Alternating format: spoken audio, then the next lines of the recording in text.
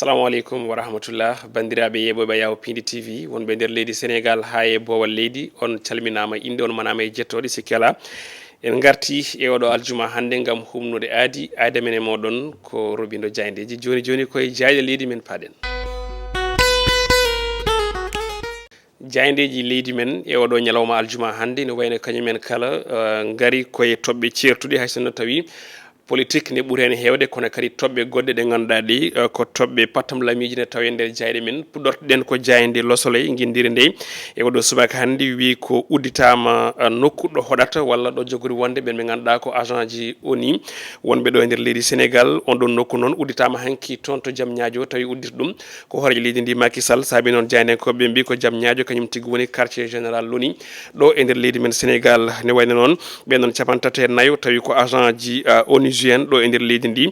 ene wayno kañumen jogori hodde on ɗon complexe mo ganduɗa daari koye 13 hectares jaynenkoɓe noon mbi ene wayno tan ko on ɗon nokku ni ko capanɗe jeetati e kal temedere ƴettuɗa kañum tigui woni huɓɓat ɗum ko ɗum énergie solaire walla ni ko yewti ha joni on ɗon énergie solaire mo kalden hoore leydi Macky Sall noon suuti konngudi wi yidde muɗum tan wonno ha joni ko hokkude ɓen ɗon ɓe ganduɗa ɓe ko golloɓe to banggue ONU to mbawi wonde tawi ni ina ñiiɓa ɗo e nder wuuro lamorgo ngo Dakar toon to jaam ñaajo Madani Tall mo ganduɗa kam tigui woni PCA ngun goomu halfinango mangu on ɗon nokku woni envoi immobiliére o suuti konngudi fewde mo leydi Macky Sall ɗo wi wonde ganda koye ka bâtisseur du Sénégal ɗin konngudi mabɓe ne jaaji e hello tati e nder nden jayde guendiri e Le Soleil jayde Dakar Presse kañum ne abbime on ɗon fannu ɓe mbi ko guddidgol on ɗon nokku mo ganduɗa ko nokku fedde gota ko windere nde woni on mission onusienne darima toon to jaam ñaajo mo leydi Macky Sall ɓe mbi tan ha joni ko ne wayno waɗi feere ha guite fedde gotag windere nde funi sababu noon ko on ɗon nokku mo ganduɗa ko nokku patam lamijo kabraɗo ni ina yirodiri e on ɗon siège mo Nations Unies on ɗon expert mo ganduɗa ina waɗi cate jeegom toon to nokku biteɗo jaam ñaajo on ɗon ville nouvelle jayde li quotidien e oɗo subaka ari e dawrugol to banggue parrainage Doudou Ka directeur de campagne Damadou Ba ko noon jaynenkoɓe ɓe mbi sababu noon ko on ɗon e yimmuɗum kala mbaɗi réclamé on ɗon statut holko jeeyi sababu jaynenkoɓe ne pamminen ko hanki e on ɗon remise de parrainage kanko on ɗon natif de Ziguinchor ne wayno o addi ko tolni e temedde ɗiɗi ujunere pawɗi temedde tati e capanɗe jeenayyi e goho parrain tawi noon o waɗi ɗum o rewni ɗum koye on ɗon mouvement makko doggu Ziguinchor noon kañum ari tête e ko yewti e kewendi ndin ɗon parrainage wonande on coalition Benno Bokk Yakar walla ni e dendagal ɓen ɗon ɗaɓɓoɓe on ɗon parrainage kamɓe gari tête au niveau national tawi ɓe jogui ko capanɗe jeegom parrain capanɗe jeegom ujunere parrain Doudou Ka noon ɓe mbi tan e oɗo saaha hande waɗama intronisé directeur de campagne tawi ko yimɓe makko ni eri ɗum hanki sababude ɗen sembe dole ɗe o holliri toon to permanence mbo APR tawi noon ko wonande ɗo on campagne Amadou Ba ɗin konngudi ne jaaji e hello ɗiɗi e nder nden jayde li quotidien jayde Dawul Thiow direct news e oɗo subaka konngol tan waɗi résumé ɓe mbi ko on ɗon parrainage ko tolni e temedde ɗiɗi ujunere pawɗi temedere capanɗe jeenayyi ɗiɗi signature collecté woni ko rendina ɓe saabi noon ɓe mbi ko carton plein gam Doudou Ka e ko yewti e on ɗon Amadou Ba saabi noon jaynenkoɓe ɓe mbi ko kanko de o waɗama réclamé on ɗon directeur de campagne on ɗon hoorejo jagorɗe candidat mo coalition Benno Bokk Yakar jayde le verdict news e oɗo subaka ari koye limore tongade nde oɗo saaha ko million ngaji tati parrainage Amadou Ba ɓe mbi waɗi élevé on ɗon bar ha dow manam o suuti on ɗon bar mo ganduɗa kay ko parrain ji kala déjà ko tolni e million ngaji tati parrainage woni ko rendina walla parrain woni ko rendina gam Amadou Ba ɓe garti on ɗon détail ɓe mbi ko Sonko kañum woni retard manam waabi walla ni woni ko caggal mo ganduɗa kam woni Amadou Ba to banggue kewendi on ɗon parrainage Matam rendini hono sappo temedere capanɗe jeettati e goho ujunere pawɗi temedde jeetati e capanɗe jeegom e joyyi signateur Benno Bokk Yakar mbo weeli gara kam ne waɗi collecté ko tolni e capanɗe jeetati e capantati e jeenayyi ujunere parrain Abdoulaye Dieye kañum de ɓafti ko heewi toon to Thiès tawi noon on nokku wonno koye juuɗe Rewmi kono ɗum Pape Mademba Biteye ɓe mbi onne kadi kañum ne waɗi maaɓi ko heewi e gon wuuro muɗum toon to diwan mo Thiès walla ni toon to Tivaouane ko nguɗɗini jaaji e hello nayyi ha joyyi e nder nden jayde le véridique news jayde le quotidien e o subaka ari heddima e dawrugol kono koto banggue poɗodiral présidentiel 2024 Amadou Ba e Boun Abdoulaye Dione ɓe mbitande ko inde ɗiɗi ganduɗa nana garta kala e saaha tawi koto banggue haare e on ɗon bataille joyo e délégué ji régionaux ɗi Boun Abdoulaye Dione kañumen ina wayno tan ciiba keptane wayno mbiyen guigui toon payi toon to Amadou Ba saabi noon jeynankoɓe mbi ko on ɗon gonnoɗo hoorejo jagorɗe e kono kadi candidat e ko yewti e ɗin sumgoji tijjaɗi oɗo saaha hande suuti konnguɗi ñiŋoji fewde on Amadou Ba mbo tuumi woni koye siibade heptude yimɓe makko e nder on ɗon coalition makko mawɗo ɗin konnguɗi kala e sifaji ne tawe e nder hello jeenayyi e nder nden jayde le quotidien jayde le témoin quotidien wi tan ko tasaro manam ko cargu pusgu woni ko yiya e nder benno Boun Abdoulaye Dione Amadou Ba ɓe mbi tan hankkadi ni ko ɗum haari ɗin sifaji kala ne jaaji ɗum ko caggal nde on ɗon Amadou Ba siiɓi ko tolni e délégué ji makko joyo tawi noon koye délégué ji régionaux ɗi ganduɗa ɗi gonno koye nder coalition Boun 2024 ɗin konnguɗi sifaji kala e hello nayyi e nder nden jayde le témoin jayde la turbine kañumne ari koye fannu goɗɗo tawi ko konnguɗi ɗi jabti ɓeɓe ganduɗa kañumen goni ɓen witeɓe groupe des médias ɓe jabti ko CNRA ɓe mbi tan de ko CNRA wi koko tuumiɓe wonde wadde propagande électorale woni tan laynude gueɗe ɗe ganduɗa ɗe ko Bougane Gueye Dany CNRA ɓe mbi ko wi ina kuppa walla ina ñifa Zig FM e Sen TV e on tuma noon kamɓe Sen TV ɓe jabtima ɗo ɓe mbi wondene ina wayno kamɓe de kamɓe goni télévision goto gonɗo e nder leydi ndi invite owo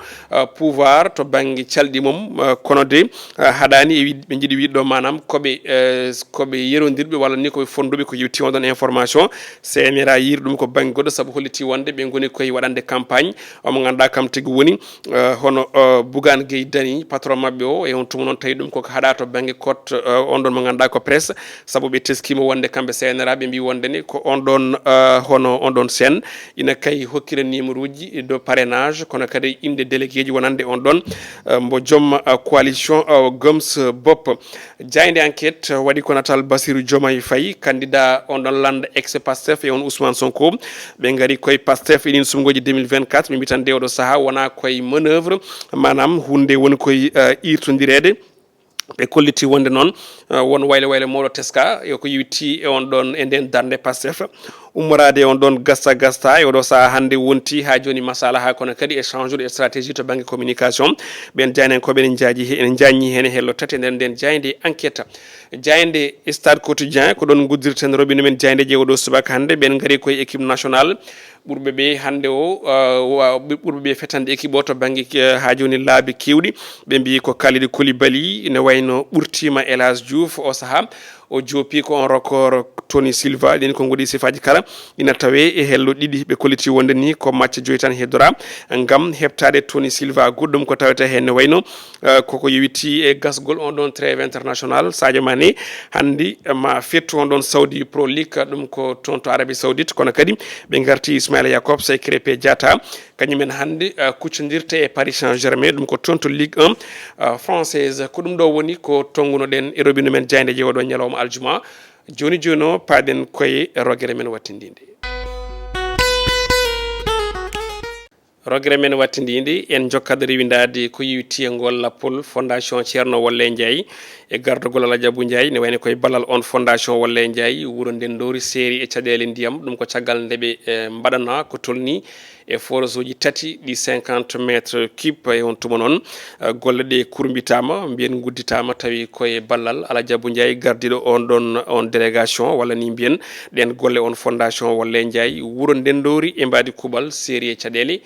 ɗum ɗon ko hunde e konguɗi tawteɗe ɗi e nder cimtol ngol ɗaha Moussaba Ndendori welturima e serde caɗele ndiyam tawi ɗum heeɓi koye ballal fondation Ceerno Wolle Ndiaye ɓe dañi forage uji tati ɗi 50 métres cube ngol lappol nelaɓe nden afde e gardugol Alaji Abou Ndiaye yettima e gon wuuro e waltine nogas lewru novembre hitande ujunnaje ɗiɗi e nogas e tati golle ɗe ko heewi nana timma hande noon dajal ngal min kokkunogal yontani taw mataw ɓe ndewno ɗo tan ƴewtade golle ɗe to jarete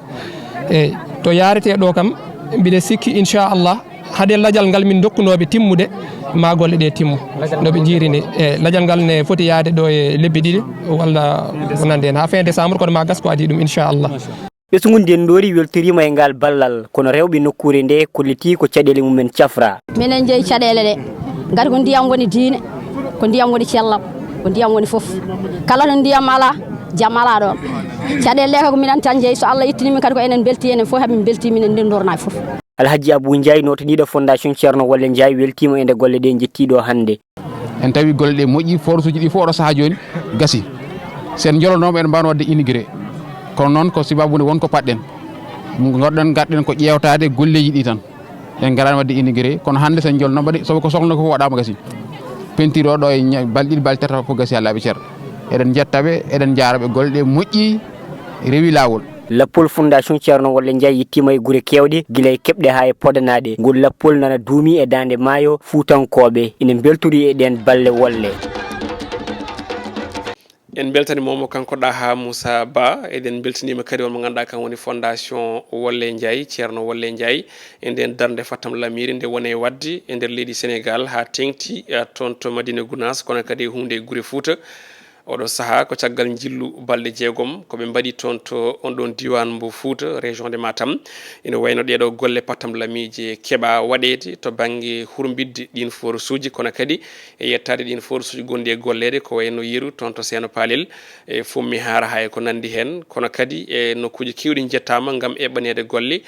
on fondation ni haɗani tan e Sénégal nde tawno ma yonani kirol hay toon to Waali Jantan meeɗi eko yewtede ɗon golle fondation Walle Ndiaye eɓe tawe toon e oɗo ñalawma aljuma hande ɗum noon ko yidde wi tan on ɗon gorkajo biteɗo Abdoulaye Walle Ndiaye ene kaalino ñande en kalten kadi e oɗo ñalawma hande eɗen gandi darde makko e golle makko Patam Lamiji gam wallude miskineɓe ene laaɓi ko laamu fonno wadde ko yimɓe wuuro fonno wadde foof kanko o yurnitaki hen omo jokki wadde ɗum waɗirde saabu Allah kono kadi e wallude miskineɓe waddi eɗen ñaago maw leydi Macky Sall so tawi i neɗɗo o mo ganduɗa ko ɓiɗɗo leydi Sénégal waɗi golle Patam Lamiji ɗe ganduɗa ko baɗene hono ɗeɗo golle ina moƴƴi ko wiyete reconnaissance waɗe e dow mum hay sono tawi laamu makko heddora hen tan ko ɗo e lebbi nayyi ngakkuɗi ko yewti on ɗon mandat makko battidiɗo eɗen mbiya eɗen ñaaguima ko fayi arde so tawi omo habɓa on ɗon ordre national du mérite woni ngol ɗon lefol teddugal keptinowol golle ɓiɗɗo leydi Sénégal yo wallu hen yo wattu hen omo ganduɗa kan woni Abdoulaye Walle Ndiaye saabu ɗe golle Patam Lamiji nde tawno ko golle poɗɗe teskede ɗe majjata mayata nde tawno gorkajo o nana waɗira gam saabu Allah tawi kadi ala dilli ala aussi min walla jimmi ko wadde cérémonie ji rendinde dendagal presse walla e ko nandi hen kono wan noon ko saabu Allah kono kadi e wallude miskineɓe waddi ɓen ɗon yimɓe poti vraiment waɗede décoré tawi ko décoration Patam Lamiji heɓtinde golle oɗon gorkaji maw leydi so tawi aɗa heeɗo en walla ɓadima ina keeɗo ina jiiya en amin ñaaguima nde battata Abdoulaye Walle Ndiaye e ɓen yimɓe ganduɗa ɓe ko yimɓe haɓanteɓe on ɗon kan ɗon cakka teddugal cakka gorko ɓurɗo liggade walla balluɗo ɓesgu muɗum ɗum noon ko ɗi konnguɗi mbaynortoɗen ko yewiti roɓindo jayndeji ayda men e moɗon so Allahu lamɗo jaaɓi ko sanga ko altini mbiyen ko wona ɗum andinde on tan on jii waylo wayloji programme ɗi dumudaji ko fate banggue hono nden yewtere witende olel Piindi subaka toon to radio en jiiɗi dumunaji kala koto banggue télévision foof oɗon mbawi hen tawde ko ɓuuri yajji e ko yewiti revue des titres kono hatta